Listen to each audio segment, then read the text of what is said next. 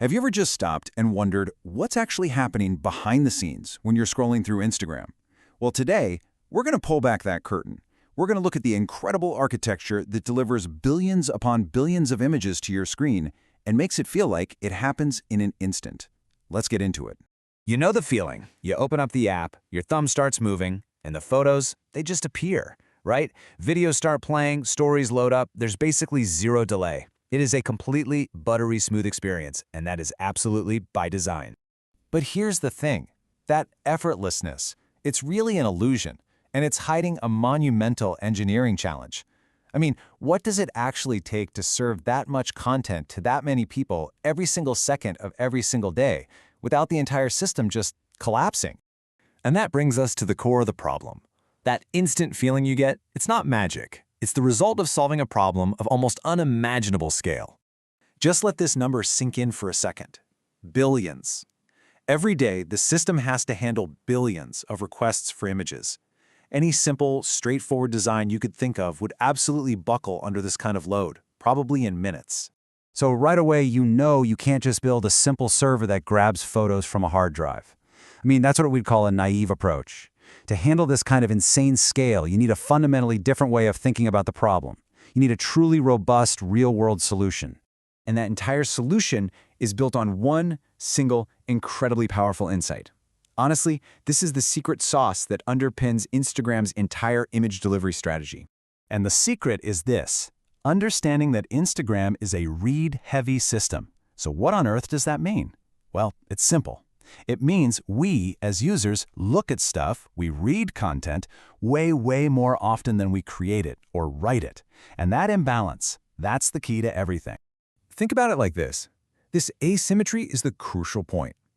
A single photo gets written to the system just one time, right, when you upload it. But that same photo could be read, viewed by other people hundreds, thousands, maybe even millions of times. Every single architectural decision flows from this one simple fact. And this visual, wow, it just says it all, doesn't it? Take a look at the bar for image reads compared to image writes. It's not even a competition. The system absolutely must be optimized for reads because that's where 99.9% of the work is actually happening. Okay, so we're armed with that key insight. How do you actually build the system? Let's take a look at the real blueprint for how Instagram architects for this massive read scale. Here is the first and honestly the most important rule of the whole thing. The main application servers, the brains of the whole operation, they should never, ever be responsible for sending the actual image files to your phone. And why is that? Because they are expensive, and serving static files like images is a slow, resource-heavy job that would just clog up the whole system. It would create a massive bottleneck. So here's how it really works.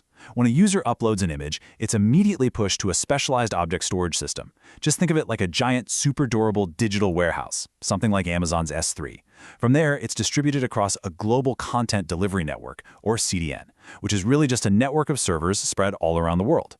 So now, when you go to look at that image, it gets served to you from a CDN server that's physically close to you, not from Instagram's main servers way back in a data center. This whole CDN-based approach is really a masterclass in caching. And caching is the magic that makes everything feel so incredibly fast.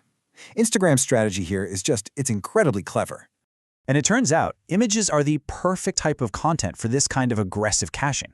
I mean, think about it. Once you upload a photo, it almost never changes, right? It's essentially immutable. It's locked in.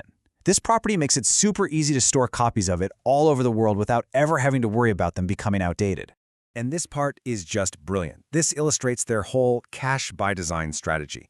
If you edit a photo on Instagram, say you add a filter, the system doesn't try to find and replace the old file in all those caches around the world. That would be an absolute nightmare. Instead, it just generates a completely new image with a brand new URL. The old one? It's just left to expire on its own. It is so elegant and avoids a ton of complexity. Here's another key optimization. They don't resize images on the fly when you ask for them. When a photo is first uploaded, it's pre-processed into a bunch of different sizes. A small one for the thumbnail, a medium one for the main feed, a big one for a full-screen view. Each size gets its very own URL. Your phone's app then just requests the exact size it needs, which is way faster and way more efficient for everyone. So, why does understanding all this architecture actually matter? Well, because it reveals a fundamental principle of designing large-scale systems. And frankly, it's the kind of thinking that separates a junior engineer from a senior architect. If you were ever in a system design interview and someone asked you to design Instagram, this sentence right here, this is your starting point. This is your golden ticket. It shows you understand the core of the problem before you even start talking about databases or microservices. This is the architect-level answer. So, to wrap it all up, Instagram scales not by just throwing more servers at the problem, but by designing intelligently. They get the backend completely out of the read path. They leverage CDNs globally. They treat images as unchangeable, immutable assets.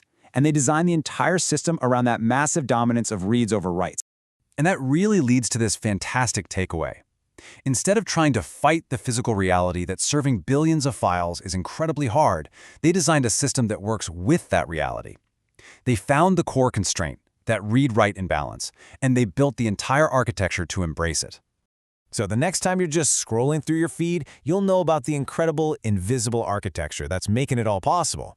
And it kind of leaves you with a question, right? What other complex systems are hiding in plain sight, powering the apps you use every single day?